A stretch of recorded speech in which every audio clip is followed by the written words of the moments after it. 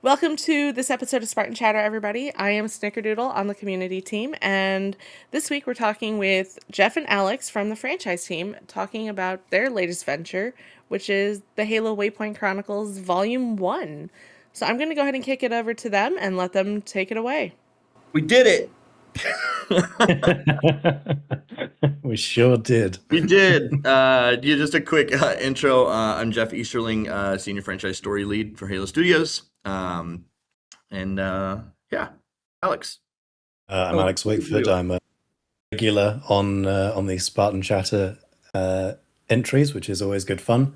Franchise writer at Halo Studios, and very excited to be talking about this book, which has me marked down as Alexander Wakeford, which is good fun. Yeah, that's like your own, like your a brevet mutation to yourself. Yes. You've pupated into Alex. Grown some like vestigial syllables. That was a choice word. I don't think I've ever heard that word used in that context. Incredible. Which one? Pupated, vestigial? Yes. Pupated, specifically. Oh, Jaga is in here. Oh, man. Turned off the active camo. And it's cool to see folks in the chat. Hello to everyone. Eternal Canadian. He is still Canadian. Oh, he's here to cause some trouble. Remain Canadian. He's eternal in the chat. He's always here. We love to see it. Man, I don't know. This is kind of more off the cuff. I was gonna say, like, do I have anything to start? I mean, do we want to talk like origins of this? I suppose. Should probably define what Waypoint Chronicles are. Yeah, I was gonna say we have a whole guide, but I don't think that's really relevant. Like, I'm just gonna let you guys go off topic and have fun. So actually, while they're talking, if you guys have questions, this is a great chat to drop them in. We will be doing Q&A and stuff like that, so feel free to drop them in chat, and I'll be watching. All right, take it away, y'all. All you. Yeah.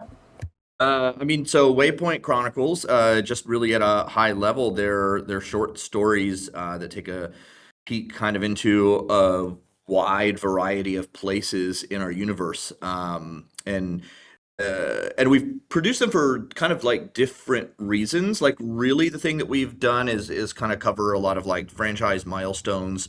And that can mean a lot of different things. Sometimes it's like the anniversary of a game, or when Halo Infinite was, the live service was really active, we would kind of look at specific themes or seasons or operations and different content themes, and ones that we thought were, kind of particularly connected to lore elements.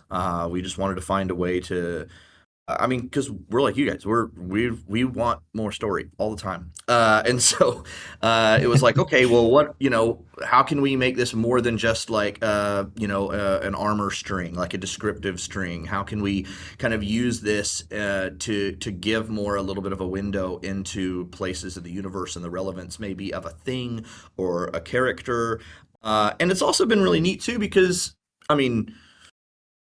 it's everything takes resources, and so you can't do big stories about everything. So it's cool to kind of like have an opportunity to take a look at elements of the universe that maybe you wouldn't do like a whole campaign on, or maybe you wouldn't do even a whole novel on. But it is something that we want to kind of like a little slice of life, and those are the kinds of elements.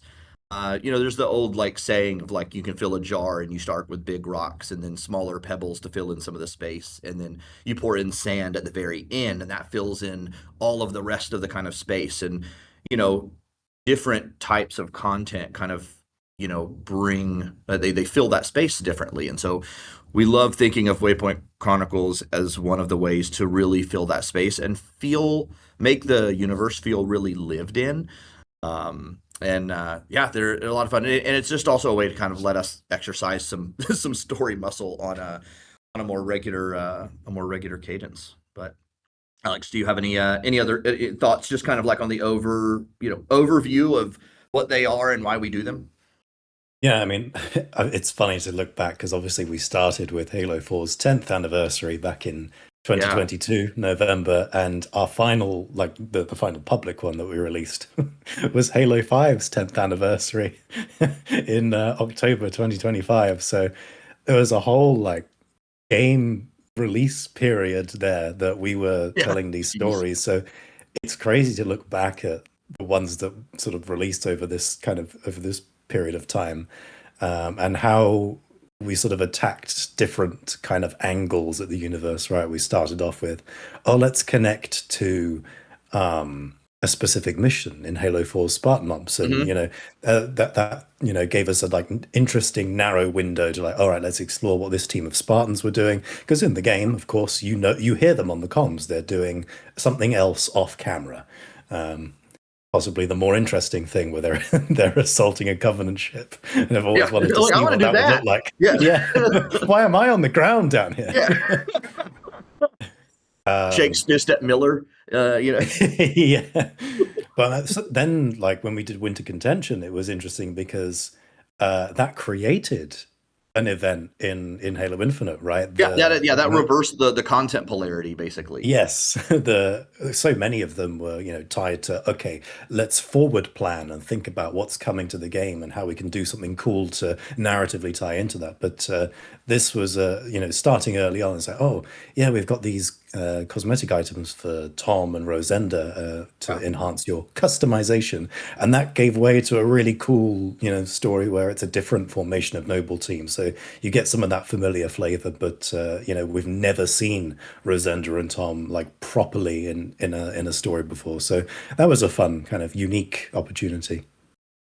Yeah, I think that it kind of, as it grows, as it kind of grew too, like it kind of dovetails with Elliot has a question here. It's like, was the plan always to collect them in a book eventually?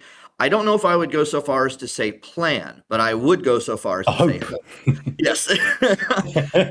Because I mean, in some of those things, it's like anything. There are lots of additional layers to make any sort of thing happen, any sort of content happen, especially when you get into like a print project, or like, we work with our partners at Simon & Schuster. And so are they excited about it? Do we feel like there's a business case for it? Like, like it's all these things that you really do that you don't necessarily take into account just on the day-to-day, but like whenever you make any sort of product, like there are just various kind of realities that you're looking at. And I think pretty early on, as we were looking at the cadence that we were creating them, and honestly how people were reacting to them, like if they were resonating really well, then that ups and increases the chance that we can do more with them. So honestly, some of the thanks for a product like this goes to all of you who are listening and reading and excited about it, doing fan art for it. Like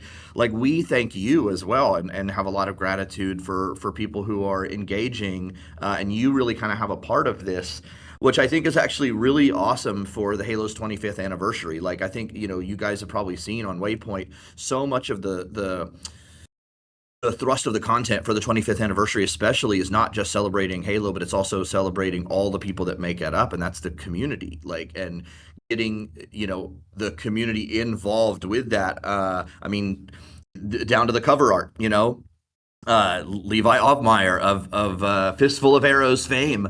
It was really awesome to get him back in the fold and do the cover art. And was that your idea? Narrators. Was that your idea, Jeff? Yeah, maybe. It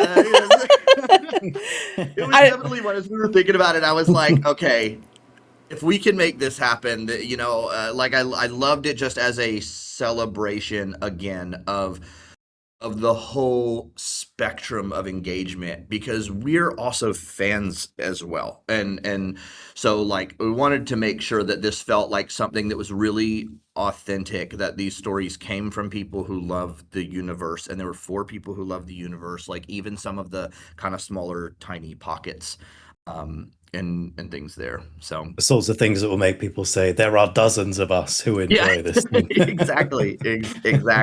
Maybe a baker's dozen even. We get really ambitious. But no, I think that's where that kind of comes in, and honestly, I think it's one of the really great things about having such a really good relationship with our publishing partners is they were really excited too. You know, it might be easy for a publishing partner to be like, "Hey, why are you telling stories over here? Because we're doing books over here." And it was the opposite. They're like, "Oh my gosh, this is amazing. Like this pairs really nicely." And they were super stoked about gathering them up and putting them in one complete package. And it definitely made Alex and I feel better when we saw a lot of like when we would release one on YouTube and a lot of the comments were like, "Oh, I hope they collect these. Oh, I hope these put these all every single time." And it was like, okay, we feel good about that. And make maybe turning they're that onto warp something. of hope into plan. And so once we kind of got that, then we absolutely also wanted to be like, well, hey, let's make new stories too. Like, let's make like not so that you're just like, well, I've heard these and I'm just going to buy this because it's cool. It's like, no. Like, let's expand it even more. Like, how can we make that like pack more value into this? And that continued to even extend into things like, hey, let's take all of the ancillary lore that we did throughout Halo Infinite's lifetime, the stuff that you saw up in Message of the Day, stuff that you saw in Cannon Fodder. Let's put it all in one package because, like, the more we can get that into more eyeballs, like, just the more these things are known and the more conversation it can generate, and we hope that helps content creators, and we hope that helps fans have awesome conversations and things like that. So yeah, and then the best part of that, of course, is we committed to specifically 10 new stories. Yeah. Before we'd written most of them. Probably should not have done that. Like, we were like, yeah, how many should we do? Let's do 10 new ones. That sounds awesome. It's a nice round number. Yeah, that's a nice round number. And then we were like, oh man, we don't have a lot of time. Like, but did you have the ideas though? Was it the ideas? I figured. So yes and no, because we always have way more ideas than things that we can produce. Like right now, like we always have like things that are, I wouldn't even say cutting room floor. They're like they're like, oh, it would be awesome to tell this story if we can find the right way to do it. So we definitely had some of those, but we would also think of things even later in the cycle that were like, oh man, this would be a really cool element to add, or something that one of us was really personally invested in, or really, just had a passion for. And it's like, hey, it might not make sense to just do this kind of random one-off thing, but in a collection of just stories, it fits right in. And so that was a lot of fun. And then honestly, I feel this way when like writing dialogue and then directing VO, and when you hear the talent actually say a line, I'm like, oh, see, now it's cool, now it's funny. Like, it's not it's not even the writing of it to me, it's when somebody says it. And that is absolutely how we felt about like getting all the audio book stuff back, because as you all know, the illustrious marvelous Alexander Wakeford is our normal audiobook narrator on the YouTube forms of these stories, and he does such an amazing job and such a really like fireside chat engagement of it. And so even to the audiobook, we thought like, well, hey, how can we marry that up, because they've had an audio experience, so how can we make that an even more unique experience? And so we just kind of went ham, and we were like, well, we're just gonna try for as much cool stuff as possible, and we wanted a mix from the very beginning. I'm still shocked by how much I know we got. We wanted like game voice actor, like character voice actors. We absolutely wanted people like from the community. Like, we wanted people that having again somebody like Austin from Jumperscape or Hidden Xperia or Installation 00, like voices that have also been part of bringing the lore alive to the community. We wanted their voices in there as well, because that is part of what makes the universe grow and feel really, really rich. I think that comes as a cascading effect from our last few kind of audiobooks over recent years, where I think we've really invested a lot more into let's make this such a unique experience for well, not just the reader, the listener as well.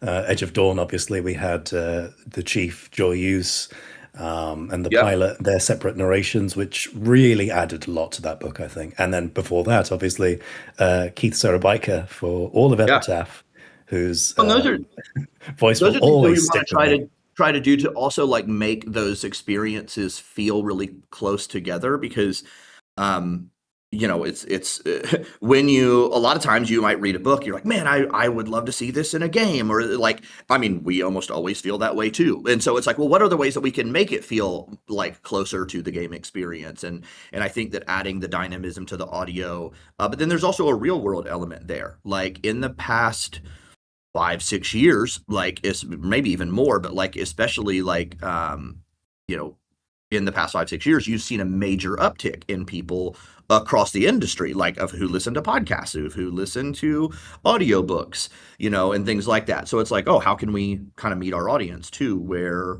they are as well. So yeah, it's just all come together. It's just so much like an even more of a sum of parts type thing, and some we're really, really proud of. And I could not be happier to do it alongside my boy Alex. Man, it's great to be able to call someone equal parts friend and colleague, and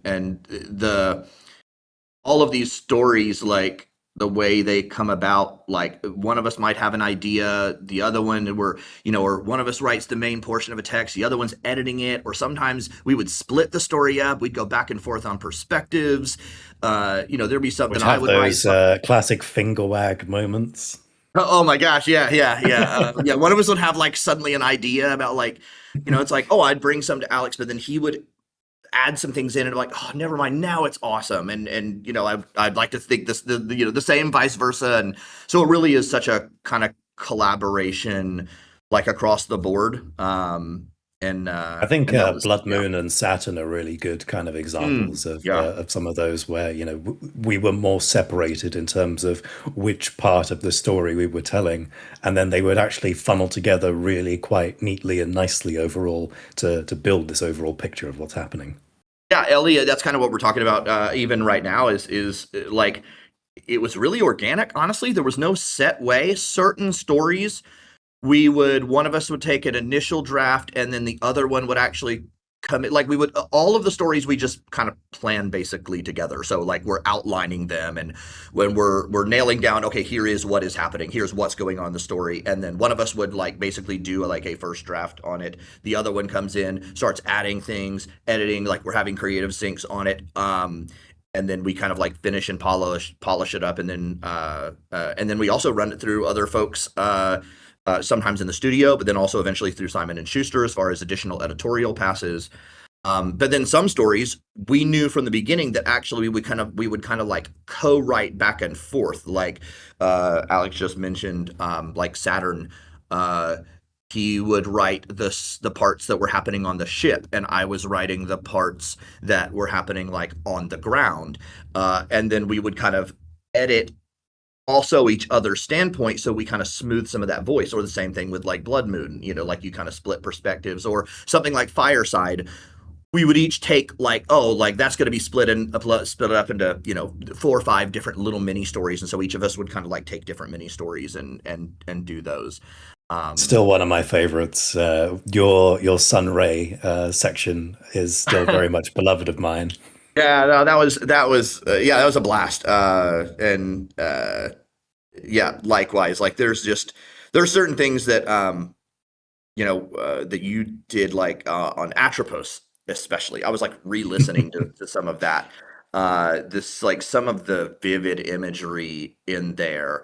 I mean, Alex and I are both really like hardcore suckers for the cosmic dread element of Halo, like the esoteric otherworldly stuff. Like we're also big military fiction fans, but like we really, really love the like just the wild, big, crazy kind of stuff. So anytime we get to dive into stories like Atropos and Tulpomancy and things like that is a lot of fun.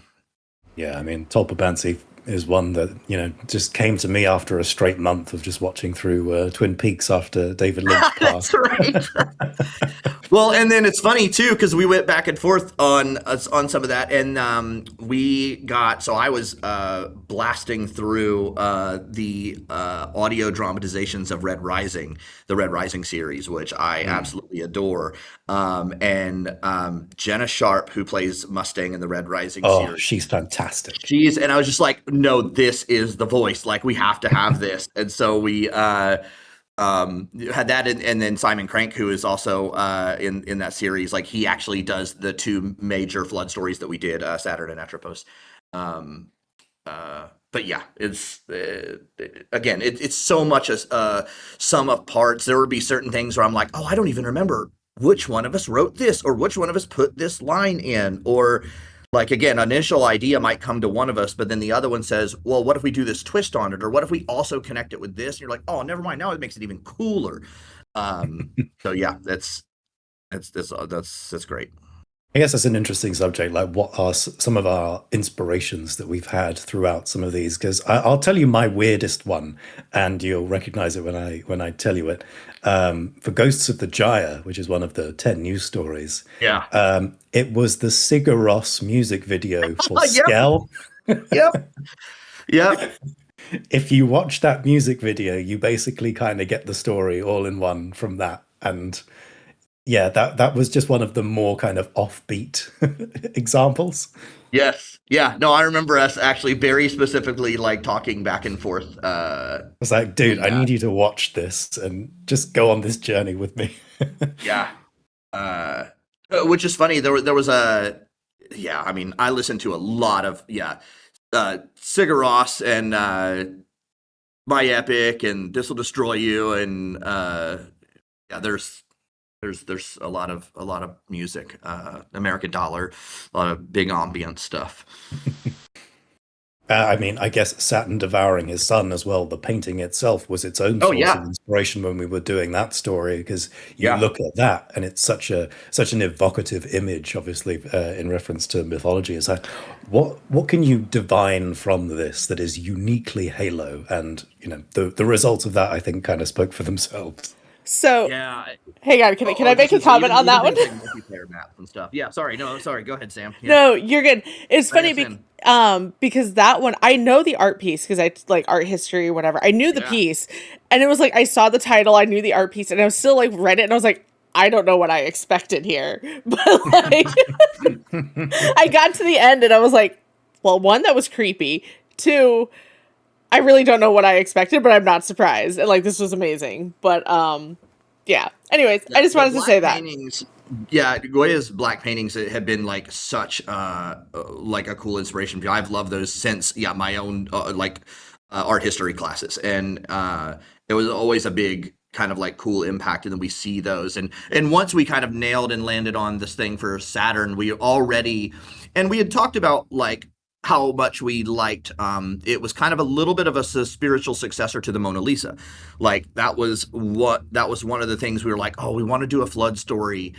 And then we were like, oh, wouldn't it be cool to actually do kind of like have it connected to like a painting as like an honor to the Mona Lisa.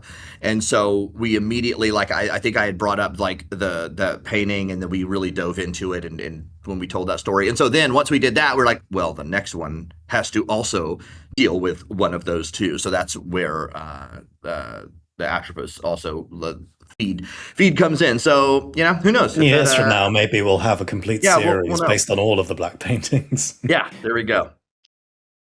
Ooh, there's a break. I can ask a quick question.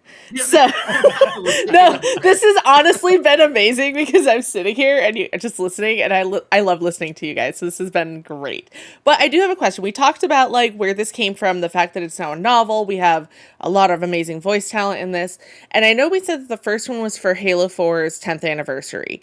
Was the intent to always have a series, or was it originally starting out as just a one-off, and then it was like, hey, that was actually kind of fun, let's do more? I don't think we've covered that, and I'm actually curious because I don't think that I ever known that.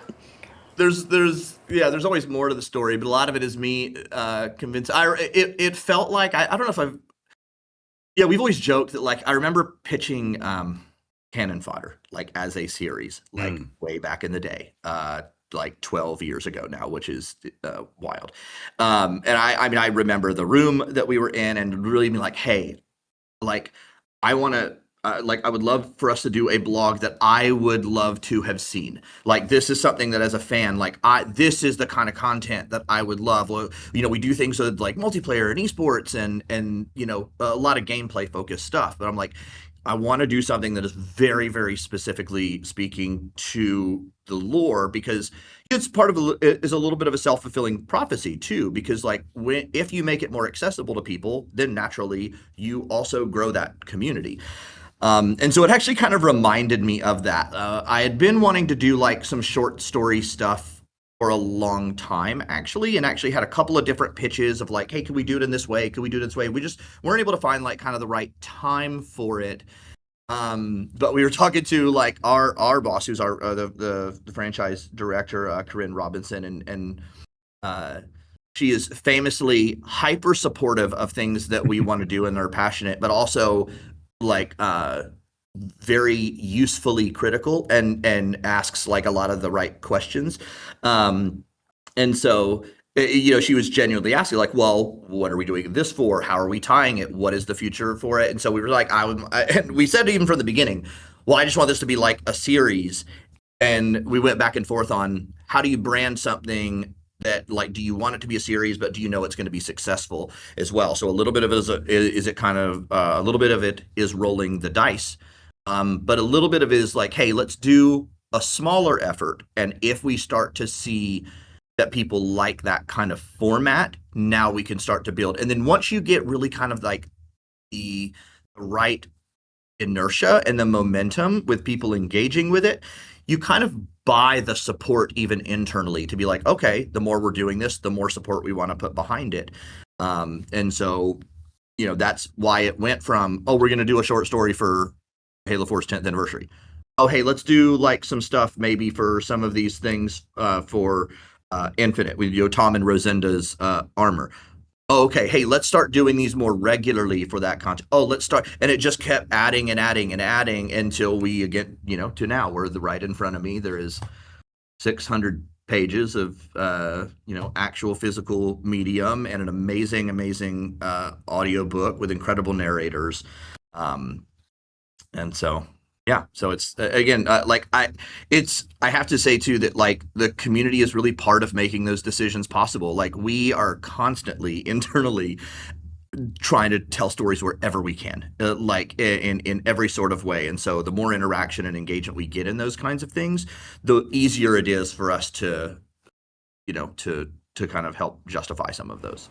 As well for me on the sheer, like, you know, selfish kind of level, as a fan, you know, reading the lore blurbs for things like, you know, maybe a paragraph at most has just never been enough for me. I'm always like, oh, I really want to see a story about that. I want to see like what that actually looks like in the universe. So on that level, this was a very useful method of sort of translating that into reality.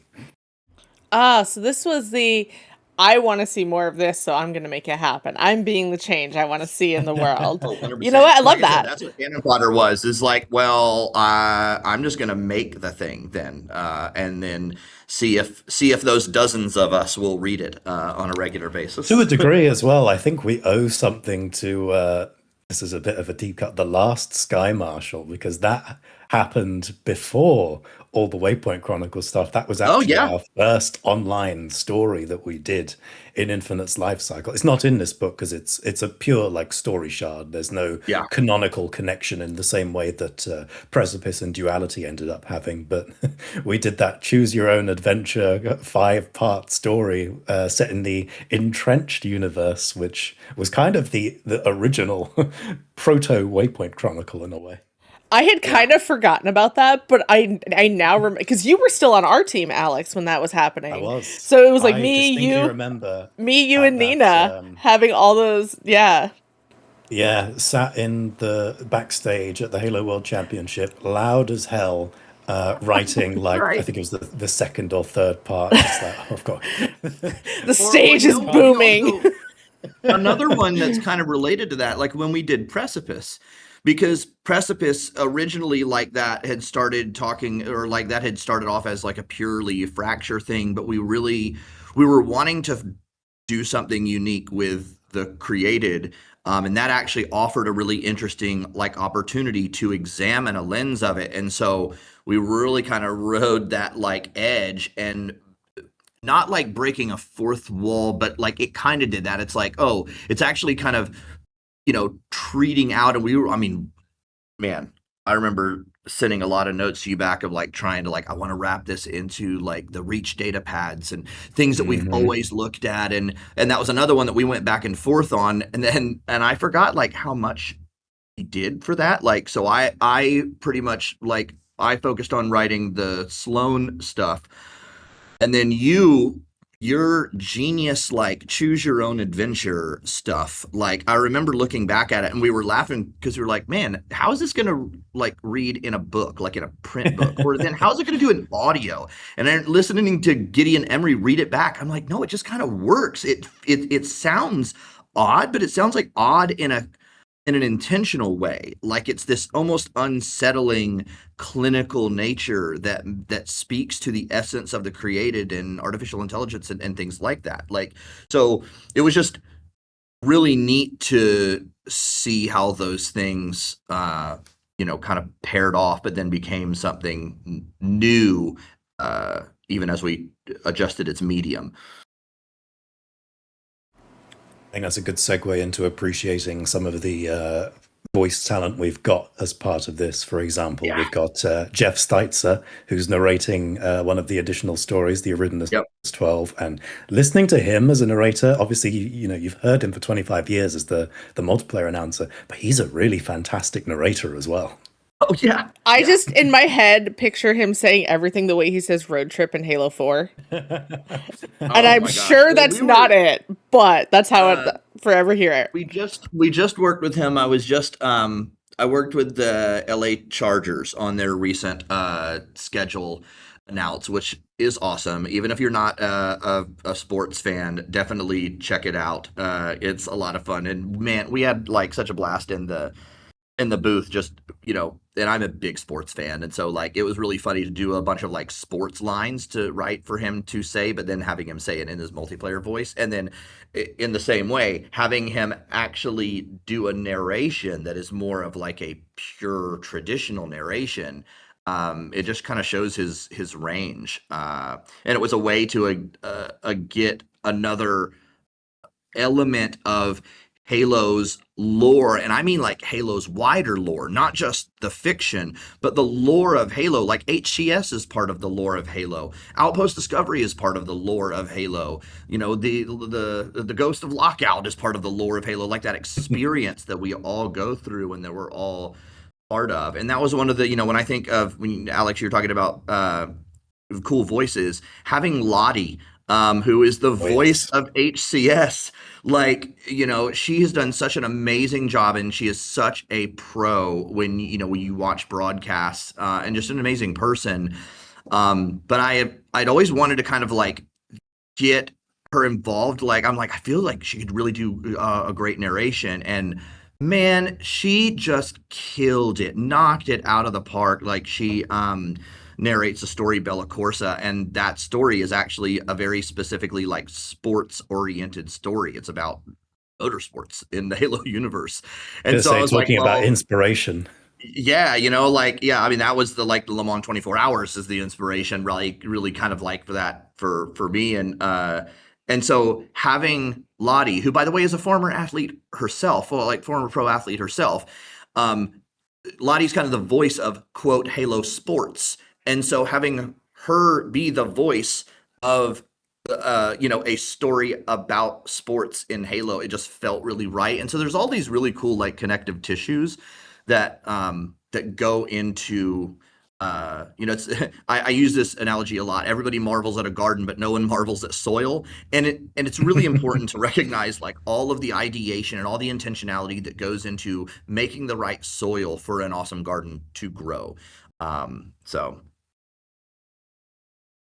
And then, on the other end, we've got people like Trisha Helfer, who returned to voice Veronica Dare.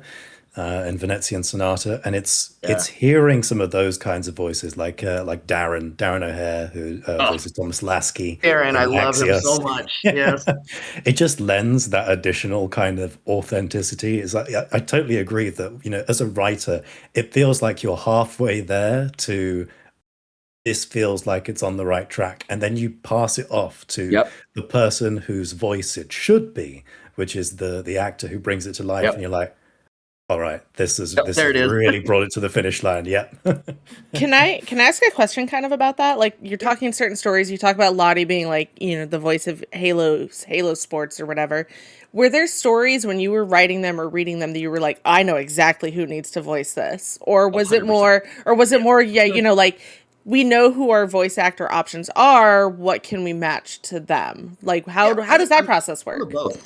Some of both, honestly, because certain stories immediately lend itself to maybe a specific voice, but then other ones, we talked about getting some of the community voice folks in there.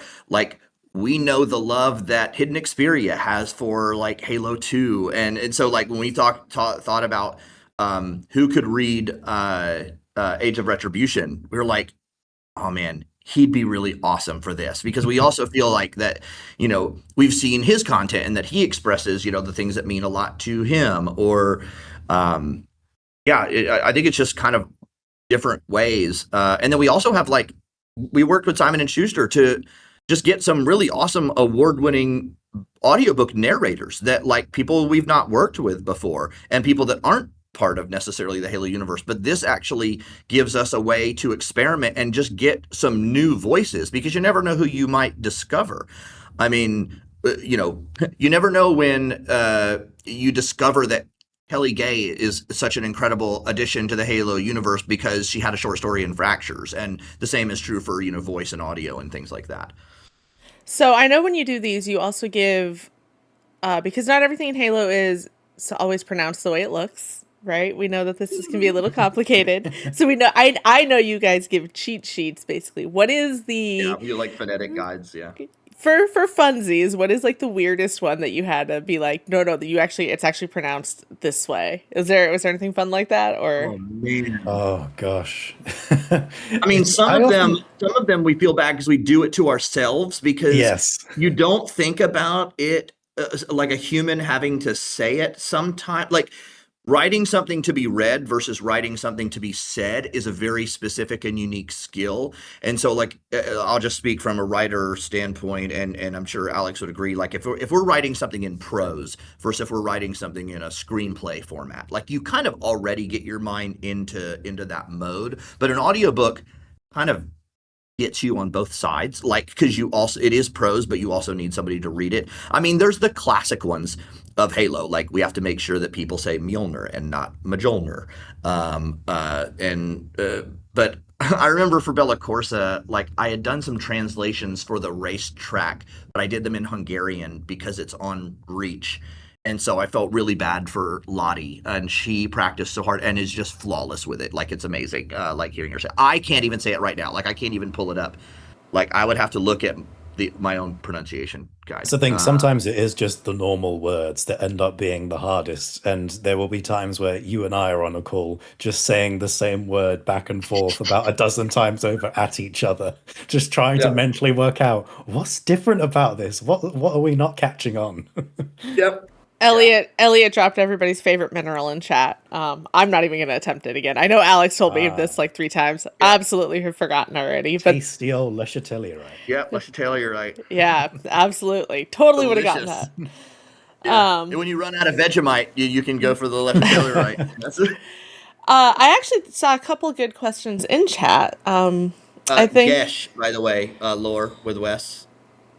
Unless it's the original Irish pronunciation, which I believe is gas. It's gas. It's more like gas, but Gesh is kind of how it's been formulated. And I think it's just easier for people to grok there, but it's not like gas. It's Gesh is the way that we have it in our. Not enough consonants in that. Yeah. I think one of the I saw a question that came up. We've talked about there's a whole bunch of stories. We talked about you guys constantly have ideas and there's always more things you want to do. Was there a story that when you started, you were like, hey, this is exactly what I think, and then as you were writing it, the ending maybe like shifted or it didn't make sense? It kind of was like, oh, this ended up in a completely different place, but I'm not mad at it, right? Was that something that Do you came want up? to tell them about Battle for the Academy Part 1, Jeff? So, oh my gosh, yes. No, you can do that. All right, that's the less safe option. Well, now somebody has to tell us because I don't even know. I mean, the high level on it is like we were splitting up parts, and he came back with a thing, and I hated it. No.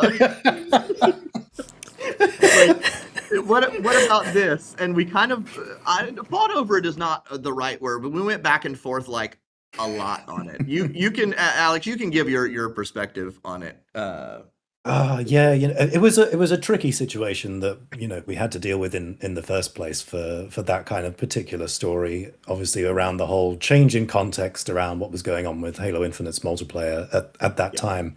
And we knew that this had to be a longer story. It was more of a load-bearing one than a lot of the others that we'd done.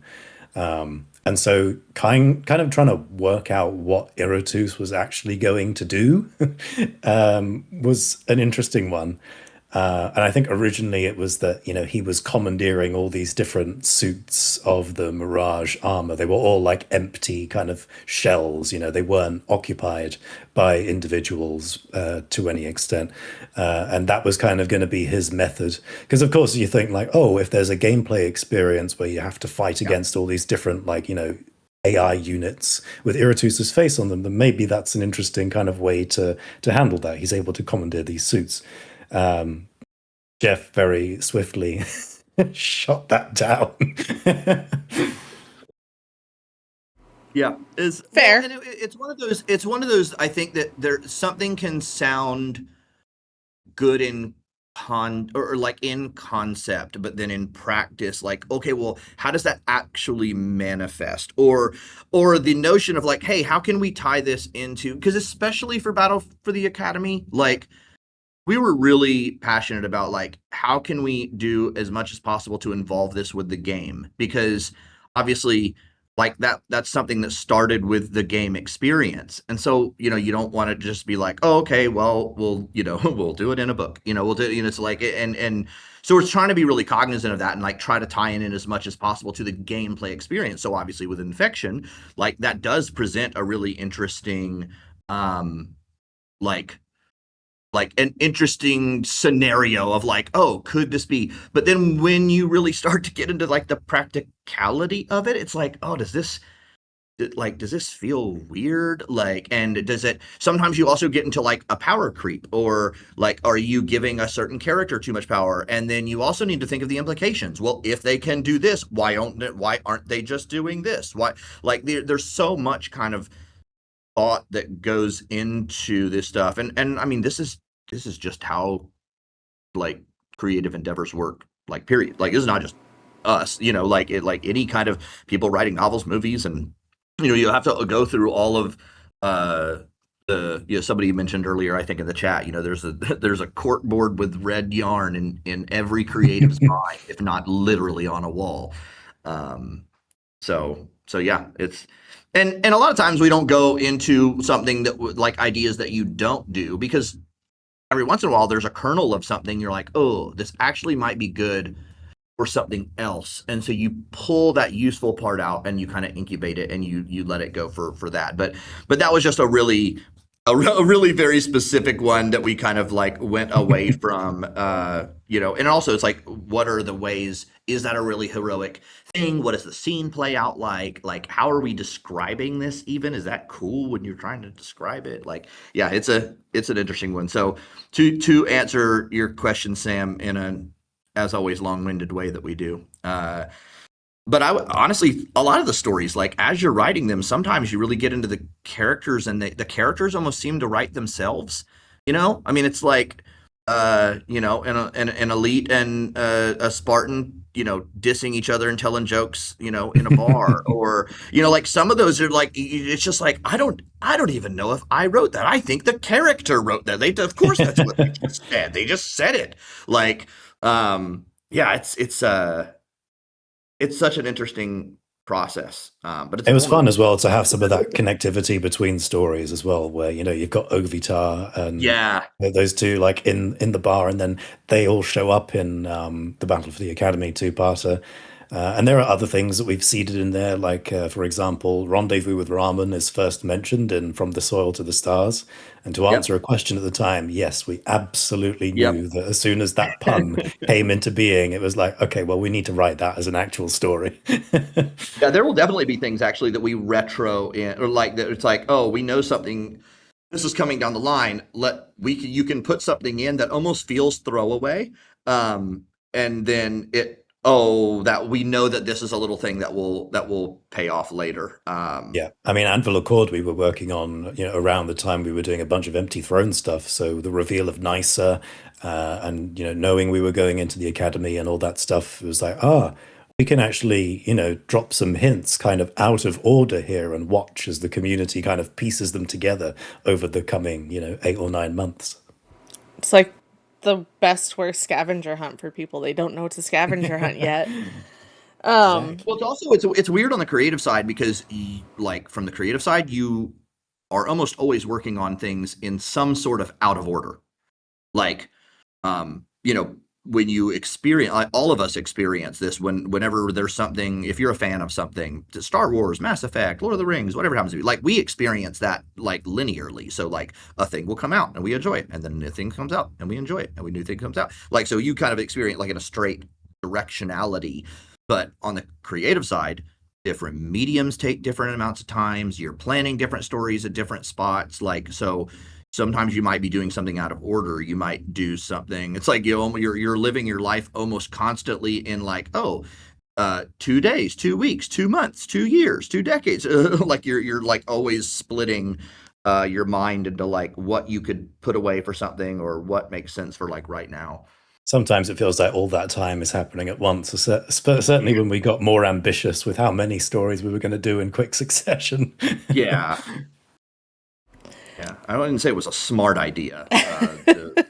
Filling 600 pages. That's what we knew when we mentioned it in the Cannon Fodder live panel at Worlds this past year, but we hadn't actually really totaled it up from like manuscript pages. We knew word count wise, and then I remember Ed sending it back and you're like, "Hey, guys, this is like 600 manuscript pages," and we were like, "Oops."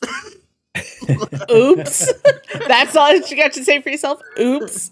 To think we made fun of Jeremy for doing so long a book, only to immediately outdo him. I do remember that because you would come to meetings like, I'm editing Empty Throne and there's so many thrones in here. There's so much happening. Yeah, so many thrones. Yeah. But then you guys turn around. That's incredible. So I do have to ask, of all the stories that are in there, hopefully it's one of the ones that's already been out so you can talk about them, but do you guys have a favorite that is either one that your favorite one that you wrote or just your favorite one like subject wise? Should we do like a favorite one that's out and then our favorite of the 10 additional ones? Yeah, let's do that. It's got to be all you. So you going first, Jeff? Jeff is going to say all of them. Favorite of the ones that are not out, I'll say it's a toss-up between Bella Corsa and Axios. Those are the two I expected you to say. Yeah. And then of the ones that are out, oh man, it's almost harder to think of those. It's like sometimes when something comes out, it like gets deleted from your cache in your brain. Been there, done that, already read it. I have just a soft spot for Saturn.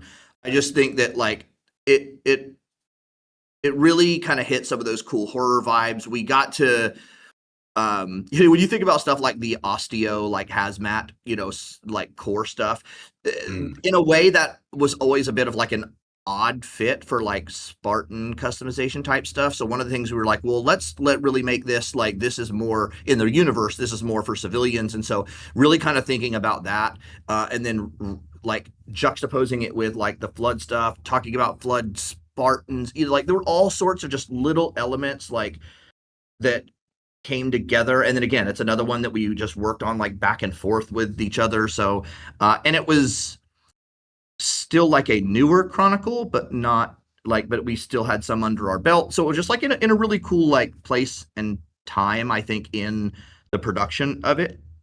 I think that one was also super thematic because if I remember right, that came out with a Halloween operation. Yes. Which was like, it hit all the right notes. And even like on Steam, people were like, oh my God, what did I just read? So like, I think that one absolutely just hit. That's probably one of my favorites too. And I'm not a horror person usually, but that one is just like, it's so creepy and like, but also well done and plausible, right? Obviously, since it's a thing. So it's just like, nope, no thank you.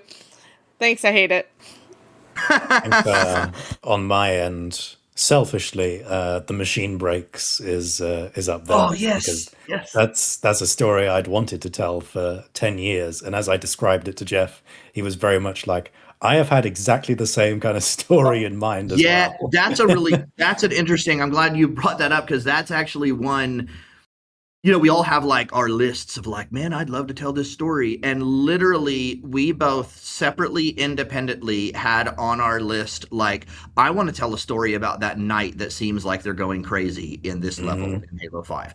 And like, we had very specific, like, we had almost kind of like, there were different notions, but they were right orbiting in the same kind of like system. And so we were able to really merge those together. And I remember you writing like, the Halsey report piece, and I was writing the Knight Strategos piece to mirror it.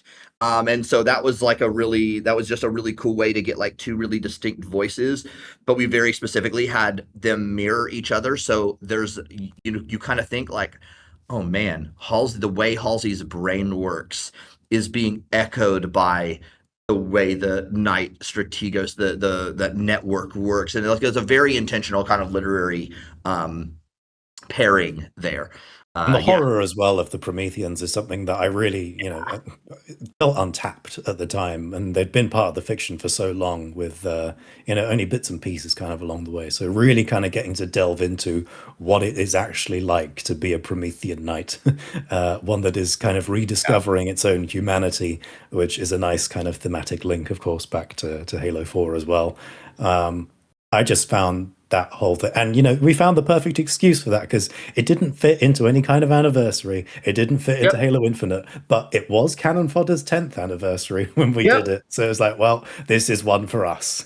Yeah, exactly. So we kind of are like, well, Cannon Fodder is like something we both write. This is an idea we both love. You're like, well, Cannon Fodder is just lore, so it can be anything, and it works. When you control the story, literally controlling the narrative over here. The other, I think, for me is tulpomancy of the release. I saw a comment in here earlier because I do want to express one regret of mine with that, where it says many people were somewhat angry about the reference to the derelict Reaper mission in tulpomancy.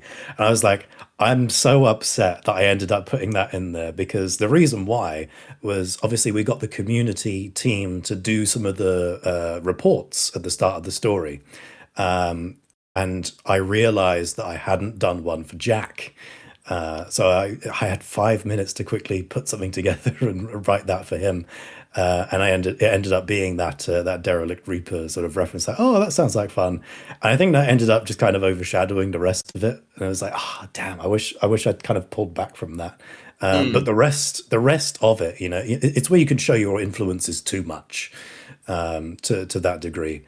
But at the same time, it's like, I don't think that Mass Effect has the monopoly on ships driving people a bit crazy. Do you guys ever look back at any that you've written and you're like, man, I kind of wish we hadn't maybe done that, or that we'd done it a different way? Or are you guys pretty satisfied with how everything has gone so far? I think on the most part, we're very happy with, how a lot of these turned out. I think one that did change a lot, which is a bit of an offbeat one, is From the Soil to the Stars. I think that would be Oh yeah, one where I'd like, oh, maybe I'd want a bit of a redo to go over that again. yeah. That was one that yeah was mainly like yeah very much credit on you to like from a vision standpoint on that one. But again, I would like to think that we're like we remain in a perpetual state of like proud but never satisfied. Like Always and I think chasing, always just yeah, and I chasing, think like that's a leveling it tension up. that you just like that's actually a really healthy tension because like I think it's really good because if you're just never satisfied, then that's not a great healthy place to be in. But if you're Mm. always proud and always satisfied, I don't think that's also like then you kind of read your own press clippings like you're not pushing yourself, you're not really taking the criticism to heart. You're not, so like you have to kind of like live again in that tension of like proud but never satisfied because it's important to be proud of what you're able to accomplish because everything gets accomplished against some sort of odds. Like everything costs something, everything is complicated. They're like and so but you should always be striving to do more, do bigger, do better. Like how can we make the fans more happy, how can we do this thing, how can we do that, like This Yeah, is I think good, but how do we make it Third better? Life. yeah. Yeah, exactly. And I think the Third Life is one that I also look back on where I feel like we got a really strong first half in that, where it's kind of a sort of spiritual sequel to Stomping on Mm, the Heels of a Fuss. yeah. In there, and that was originally just like what I'd envisioned that story being. It was just that, but it ended up becoming kind of its own beast. And Ilsa Zane is already kind of an inherently controversial character. She's one who I've always really enjoyed for some reason. I couldn't articulate why, because a lot of the lore around her, we tried to make sense of some of it around like the Spartans with no Mjolnir type thing. Yeah. But that eventually kind of it developed its third life. It had that joining the banished and everything. And I think there's something cool in Ilsa being, the banished Spartan. Yeah. Is a unique sort of singular thing in the universe rather than like, oh, we're corrupting Spartans into becoming this, that, or the other. They should always remain kind of this pillar of heroism in the universe and this aspirational symbol. But she in particular was a compelling idea, and I would love to see more of her in the future. Yep. If only you guys knew people who could make those stories happen. Yeah. Well, yeah, but It's not me. to the point that we made earlier is that like everything is complicated. There are all sorts of stuff. Totally Where like, fair. oh yeah, Totally fair. have this direct kind of impact, but it's never a standpoint of like, well, a person or so you're like, well, we're just going to do it because that's it. But like there's so many elements and things to think about. It's like what is the medium, what is the timing, there's just like it's just yeah, so many layers like an ogre. I I understand that realized I didn't reference. say what my favorite of the Yeah. 10 additional I was news coming stories back Oh to were. yeah, that. yeah. I was coming back. So I guess I'll give two. The first of which, Aileron, from Jeff, where I don't really know what I expected of that story because we tried to make that one happen so many times over the years, Oh yeah, and that is one that yeah, that's right. and it was one that there just never was the right time or the right kind of like setup for it. But then we came to doing these 10 additional ones, and you ended up just turning out something really fantastic that I just didn't expect. I remember you reading it to me, and I was just following along, like, yeah, man, this is it. This is the best version of what that story was ever going to be. So that's definitely up there. And then Ghosts of the Gyre for me, I pitched that Yeah. to Jeremy years ago, Yeah. back probably when I first met him in person, actually. And he was like, yeah, that sounds great. Let's go. And so this was a great opportunity to kind of finally bring that in there. I think it's the longest story in the anthology. It's over 10,000 words. Yeah. And like I Yeah. said, it's very much inspired by the Skell music video by Yep. Sigur Rós. So if you watch that, you'll get all the spoilers. I actually have a new question that I literally just thought of, but like, was there anything that you ever pitched to like Corinne and she was like, absolutely not? I don't know if you can even talk about it if there was, but like, or is there anything that you guys have looked at and been like, I would love to, but no, we can't. or like we shouldn't, or anything like that? I don't even know if this is appropriate. So. I don't think so, honestly. Cool. Like, yeah, nothing comes to mind. But I also think that you kind of like, there's always some sort of element of self-scoping anyway. Like you're always that's fair. running, in your own ideation. You really kind of spend more of your mental cycles, I think, on on the ideas that are just that already kind of have some inertia. So. Okay, that's fair. If I don't self-scope myself, then I know that Jeff is going to come in when I present this to him, and he's going to say, "Oh, maybe we should do this instead of that." And, it will always. Which is such a valuable thing. Like people, like I think that they underestimate like how much of actually a value that is. Like if I know that if I'm bringing something, to Alex or folks, like if they're really liking it and enjoying it, I'm like, oh, that's actually okay. That helps, but if they're like, this part's good, but I'm not sure about this one, or did you also think about this? Like that's when we want that stuff to be caught and to happen. Because again, everybody's people, you can't just have, you can't always have, not every idea is great. Not every fact that you immediately call up is correct, stuff like that. So, yeah, that's such an important part of the process is I think being also just humble enough as a creative to make sure that you're getting that reception. So what I'm hearing there is that like maybe you have had those ideas, you just are better than to like voice them or be like, we should do this. Yeah, I think, but again, if nothing comes to mind, that's fair. It's not even something that you logically entertain and then are like, nah, they'll never let me do this, or like, because usually it's just like, oh, I didn't think that. It's probably more often that we want to tell a story that is just maybe too wildly esoteric or just like too in the weeds and too super high concept or inside baseball. And we're like, yeah, there's, let's just not worry about it right now because. No, you can't do a full Waypoint Chronicle about Mara the Gigantopithecus. Like, this story is for exactly 4 people. Yeah, exactly. Yeah, exactly. Yeah. But yeah, I know we're at time. I think Alex and I have another meeting to go to. Right? Yeah, no, I did see we are at time. Alex, you sent me a couple questions. Would you want to drop maybe 1 or 2 of them? Like, just see if maybe people. So, because Jeff and Alex have done this, we have the privilege of being able to give away a couple books to people here in chat, maybe. But you have to answer a trivia question. So, if you already have the book, please let others answer whatever, but or if you have it on pre-order, but actually if you have it on pre-order, maybe you can win it. So, Alex has a couple questions. I will let him ask them because I don't want to butcher the pronunciation of some of this. But I think we can see what we got. We can do this quickly, then you guys can jet and I can wrap up. So, take it away. Alrighty. Vertical Umbrage, the first Waypoint Chronicle, occurs alongside which mission from Halo 4's Spartan Ops? This is going to be the first person in chat should get it right. Name of the mission. Ooh, Lore with Wes. Is that? I feel like that's cheating. I feel like he would know that. Of course he would. He's missing a word in there. Yep, you're close. Ooh. Need the Jeopardy theme song. Rushing. Do, do, do, do, do, do, do. No, okay. I don't know.